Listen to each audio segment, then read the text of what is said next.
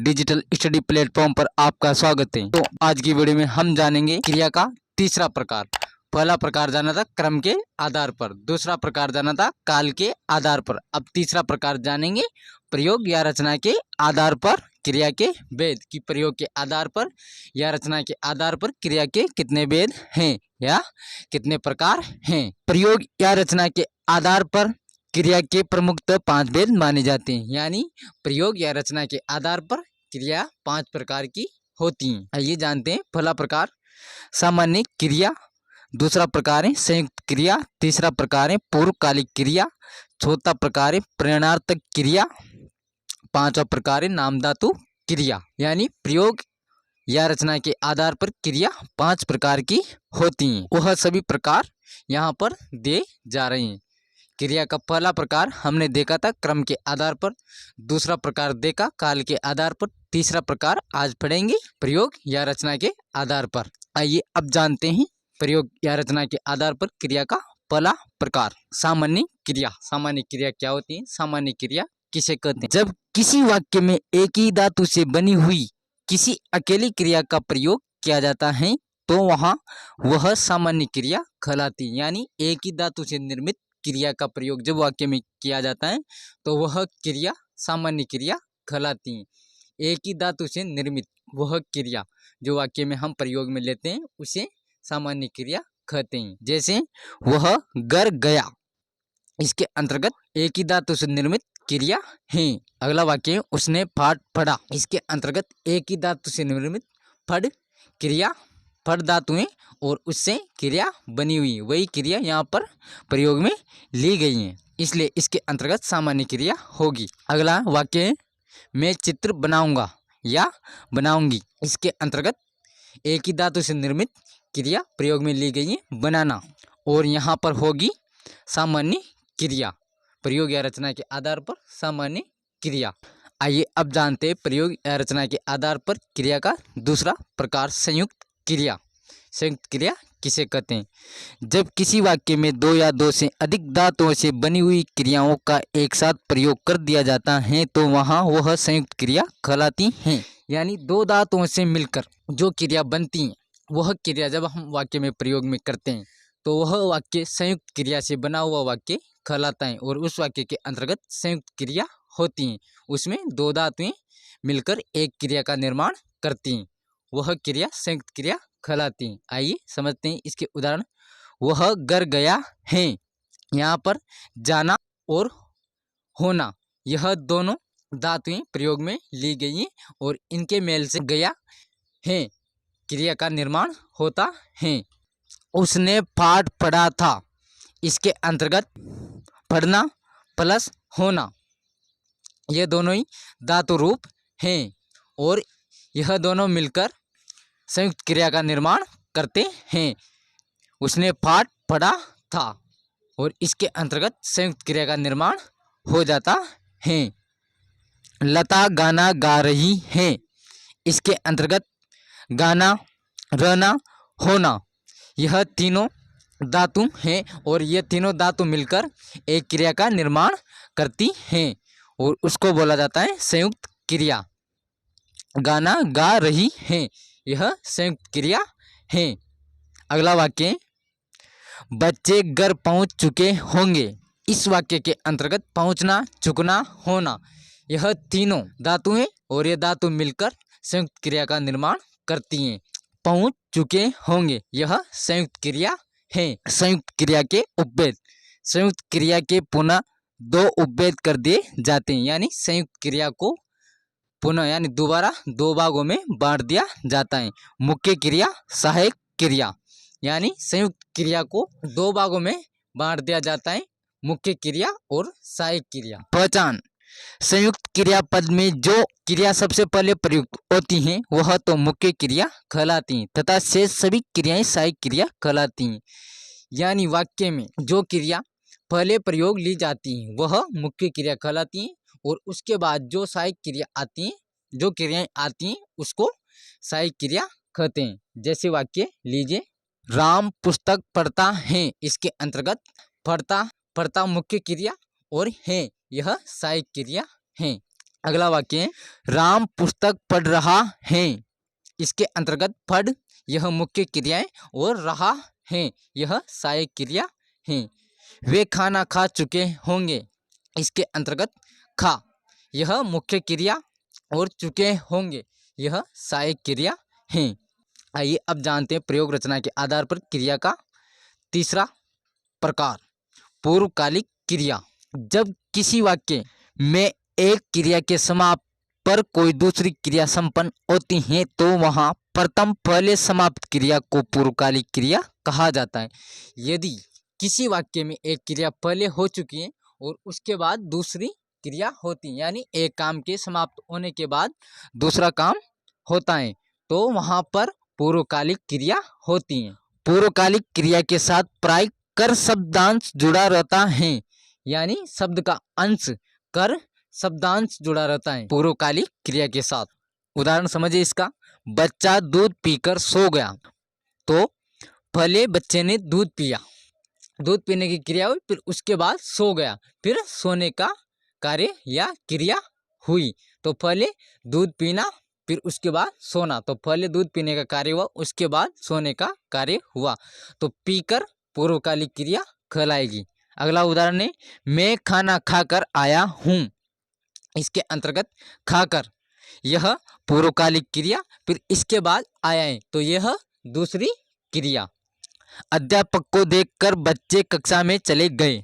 इस वाक्य के अंतर्गत देखकर यह पूर्वकालिक क्रिया, इसके बाद चले गए यह दूसरी क्रिया, यानी एक क्रिया के समाप्त होने के बाद दूसरी क्रिया संपन्न होती है। अगला वाक्य है वह करुण दृश्य देखकर वाल्मीकि का हृदय दुख से भर गया। यहाँ पर देख यह पूर्वकालिक क्रिया और उसके बाद भर गया अन्य क्रिया, दुख से भर गया यह। आइए अब जानते हैं पूर्वकालिक क्रिया का बदला हुआ रूप, तात्कालिक क्रिया। पूर्वकालिक क्रिया के किसी वाक्य में यदि कर शब्दांश के स्थान पर ते ही शब्दांश जोड़ दिया जाता है तो वहां उस पूर्वकालिक क्रिया को तात्कालिक क्रिया के नाम से पुकारा जाता है। यानी पूर्वकालिक क्रिया में कर शब्दांश यानी शब्द का हंस कर शब्दांश जुड़ा होता है, उसके स्थान पर ते ही जोड़ दिया जाता है तो वह क्रिया तात्कालिक क्रिया कहलाने लगती है। यानी ते ही लगते ही करके स्थान पर ते ही लगते ही वह क्रिया तात्कालिक क्रिया कहलाने लगती है। जैसे बच्चा दूध पीते ही सो गया, तो यहाँ पर ते ही पीते ही सो गया तो यह क्रिया तात्कालिक क्रिया कहलाएगी। अगला वाक्य मैं खाना खाते ही आया हूँ। इसके अंतर्गत ते ही यह शब्दांश हमें देखने के लिए मिलता है और यह क्रिया तात्कालिक क्रिया कहलाएगी। अगला वाक्य अध्यापक को देखते ही बच्चे कक्षा में चले गए, तो यहाँ पर भी ते ही वाक्यांश वाक्य के अंदर देखने के लिए मिलता है, इसलिए इस वाक्य के अंतर्गत तात्कालिक क्रिया। आइए अब जानते हैं प्रयोग या रचना के आधार पर क्रिया का चौथा प्रकार, प्रेरणार्थक क्रिया। जब किसी वाक्य में कर्ता स्वयं की इच्छा से कार्य नहीं करके किसी अन्य की प्रेरणा से कार्य करता है तो वहां प्रयुक्त क्रिया प्रेरणार्थक क्रिया कहलाती है। यानी कर्ता यानी कार्य करने वाला व्यक्ति अपनी इच्छा से कार्य नहीं करे और दूसरे के कहने पर वह कार्य करे तो उस वाक्य के अंतर्गत प्रेरणार्थक क्रिया होती है। प्रेरणार्थक क्रिया की रचना अकर्मक एवं सकर्मक दोनों प्रकार की क्रियाओं से हो सकती है। यानी अकर्मक और सकर्मक दोनों प्रकार की क्रियाओं से हम प्रेरणार्थक क्रिया बना सकते हैं, परंतु प्रेरणार्थक बन जाने के बाद वह सदैव सकर्मक ही माने जाती है।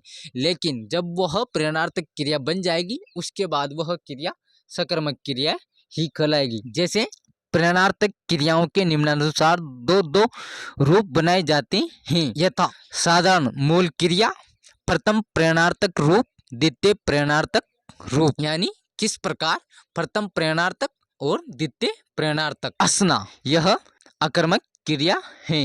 असाना इसके अंतर्गत प्रथम प्रेरणार्थक, फिर इसका द्वितीय प्रेरणार्थक में परिवर्तन होगा तो कैसे होगा, असवाना यानी दूसरे को कहकर असवाना और इसमें खुद के द्वारा असाना, तो यह प्रथम प्रेरणार्थक और असवाना किसी बात के माध्यम से उसे असवाना, तो यह दूसरे द्वितीय प्रेरणार्थक क्रिया होगी। जैसे रोना यह अकर्मक क्रिया, रुलाना यह प्रथम प्रेरणार्थक क्रिया है। फिर रुलवाना यानी किसी से कहकर उसे रुलवाना। अगला सोना, सोना आकर्मक क्रिया। और सुलाना यह प्रथम प्रेरणार्थक। द्वितीय प्रेरणार्थक होगा सुलवाना यानी किसी से कहकर उससे कार्य करवाना। पहले में खुद सुलाना, फिर दूसरे में किसी दूसरे के माध्यम से कार्य को करवाना। चलना, प्रथम प्रेरणार्थक चलाना और द्वितीय प्रेरणार्थक चलवाना। आकर्मक क्रिया। जाना का प्रथम प्रेरणार्थक भेजना, इसका द्वितीय प्रेरणार्थक भिजवाना। उसी प्रकार बोलना सकर्मक, इसका प्रथम प्रेरणार्थक रूप बुलाना, इसका द्वितीय प्रेरणार्थक रूप बुलवाना। अगला है खाना, यह सकर्मक। खाना का प्रथम प्रेरणार्थक रूप खिलाना, द्वितीय प्रेरणार्थक रूप खिलवाना। उसी प्रकार खेलना, खेलना का प्रथम प्रेरणार्थक रूप खिलाना, द्वितीय प्रेरणार्थक रूप खिलवाना। शब्द है काटना, काटना सकर्मक, इसके साथ प्रथम प्रेरणार्थक रूप कटाना, द्वितीय प्रेरणार्थक रूप कटवाना। अगला है लिखना, लिखना सकर्मक, प्रथम प्रेरणार्थक रूप लिखाना, प्रेरणार्थक रूप लिखवाना। अगला है पढ़ना, सकर्मक क्रिया, इसका प्रथम प्रेरणार्थक रूप पढ़ाना, द्वितीय प्रेरणार्थक रूप पढ़वाना। अगला शब्द है पीना, सकर्मक, इसका प्रथम प्रेरणार्थक रूप पिलाना, द्वितीय प्रेरणार्थक रूप पिलवाना। यह प्रेरणार्थक क्रिया है और वो भी दो प्रकार की, प्रथम प्रेरणार्थक, द्वितीय प्रेरणार्थक। वाक्य प्रयोग।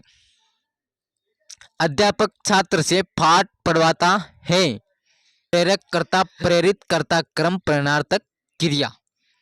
माता नौकर से बच्चे को दूध पिलवाती है। इसके प्रथम प्रेरक, द्वितीय प्रेरक, कर्ता प्रेरित कर्ता प्रेरणार्थक क्रिया।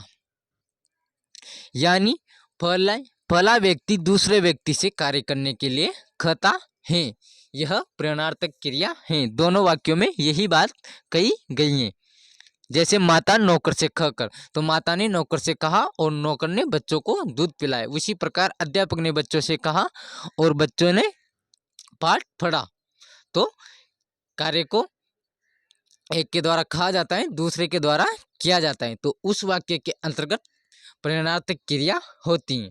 आइए अब जानते हैं प्रयोग या रचना के आधार पर क्रिया का अगला प्रकार, नाम धातु क्रिया। नाम धातु क्रिया। क्रिया की रचना सामान्यतः किसी न किसी धातु से होती है, यानी क्रिया धातु के मेल से बनती है। परंतु जब कोई क्रिया किसी धातु से नहीं बनाकर किसी संज्ञा, सर्वनाम, विशेषण शब्द से बना ली जाती है तो वहाँ वह नाम धातु क्रिया कहलाती है। यानी हम धातु से क्रिया न बनाकर संज्ञा से क्रिया बनाए, विशेषण से क्रिया बनाए, सर्वनाम से क्रिया बनाए तो वह क्रिया नाम धातु क्रिया कहलाएगी। आइए अब जानते हैं पहला प्रकार नाम धातु क्रिया का, संज्ञा से निर्मित नाम धातु क्रिया। जैसे हाथ, हाथ संज्ञा है और इसकी नाम धातु क्रिया बनेगी अतियाना। उसी प्रकार बात, बात संज्ञा है और इसकी नाम धातु क्रिया बनेगी बतियाना। उसी प्रकार अगला शब्द है लात, लात संज्ञा है और इसकी नाम धातु क्रिया बनेगी लतियाना।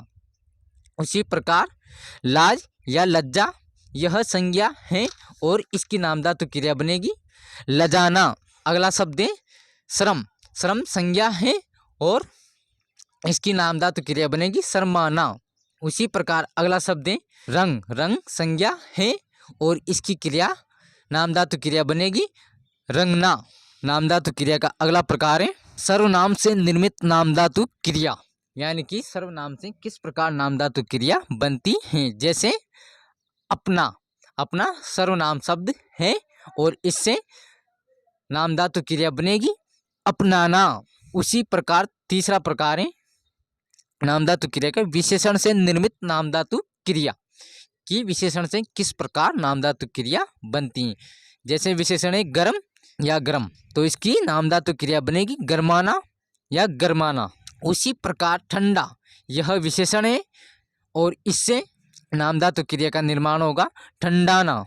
उसी प्रकार अगला शब्द है 60 यह विशेषण है और इससे क्रिया नाम धातु क्रिया बनेगी सटियाना। आइए अब जानते हैं क्रिया के अन्य भेद। क्रिया के 3 भेद तो हमने जान लिए, क्रम के आधार पर, काल के आधार पर, प्रयोग या रचना के आधार पर। फिर भी क्रिया के और भेद हैं और आइए अब उनको जानते हैं। पहला भेद है सजातीय क्रिया। जब किसी वाक्य में क्रम एवं क्रिया पद दोनों एक ही धातु से बने हुए होते हैं तो वहां प्रयुक्त क्रिया सजातीय क्रिया कहलाती है। वाक्य में क्रम एवं क्रिया दोनों एक ही धातु से बने हो, यानी वाक्य में क्रम भी एक ही धातु से बना हो और क्रिया भी एक ही धातु से बनी हुई हो, तो उस वाक्य के अंतर्गत सजातीय क्रिया कहलाती है। जैसे अशोक ने अनेक लड़ाइयाँ लड़ी। इस वाक्य के अंतर्गत यहाँ भी लड़ धातु और यहाँ भी लड़ी, इसके अंतर्गत भी लड़ धातु है, इसलिए क्रम लड़ाइयाँ, क्रम और लड़ी यह क्रिया दोनों एक ही धातु से निर्मित हैं, इसलिए इस वाक्य के अंतर्गत सजातीय क्रिया होगी। अगला वाक्य वह खाना खा रहा है। इस वाक्य के अंतर्गत खाना शब्द में खा धातु और खा ये भी धातु, दोनों धातु मिलकर एक क्रिया का निर्माण कर रही हैं, इसलिए इस वाक्य के अंतर्गत सजातीय क्रिया होगी। लता मधुर सी अस्ति है। इस वाक्य के अंतर्गत भी सजातीय क्रिया। लता गाना गाती है। इस वाक्य के अंतर्गत गाना, इसके अंतर्गत भी गा धातु और गाती हैं, इसके अंतर्गत भी गा धातु, यह दोनों क्रियाएं एक ही धातु से निर्मित है, इसलिए इस वाक्य के अंतर्गत होगी सजातीय क्रिया। आइए अब जानते हैं अगला वाक्य वह मीठी बोली बोलता है। इस वाक्य के अंतर्गत बोली, इसके अंतर्गत भी बोल धातु और बोलता है, इसके अंतर्गत भी बोल धातु, यह दोनों क्रियाएं एक ही धातु से निर्मित होने के कारण इस वाक्य में सजातीय क्रिया कहलाएगी। आइए अब जानते हैं अन्य क्रिया का दूसरा प्रकार अनुकरणात्मक क्रिया। अनुकरण का शाब्दिक अर्थ होता है नकल करना, अर्थात यदि किसी आवाज ध्वनि की नकल करके कोई क्रिया बना ली जाती है तो वह अनुकरणात्मक क्रिया कहलाती है। यानी किसी आवाज ध्वनि की हम नकल कर कर वैसी ही क्रिया का निर्माण कर लेते हैं तो वह अनुकरणात्मक क्रिया कहलाती है। किसी की नकल करके बनाई गई क्रिया अनुकरणात्मक क्रिया कहलाती है। जानवरों की आवाजें इसी क्रिया में शामिल हैं, यानी जो भी जानवर आवाज करते हैं वह अनुकरणात्मक क्रिया कहलाती है। यथा खटखटाना, फुसफुसाना, धारना, भौंकना, रमाना, चुकराना, बलबलाना, हिनहिनाना, ईसाना, चिंगाड़ना, रेकना, बिनबिनाना, यह सभी क्रियाएं जानवरों की आवाज़ से बनाई गई हैं और ये क्रियाएं अनुकरणात्मक क्रिया के अंतर्गत शामिल की जाती हैं। आज की वीडियो में बस इतना ही, मिलते हैं जल्द नेक्स्ट वीडियो में। वीडियो देखने के लिए आपका धन्यवाद।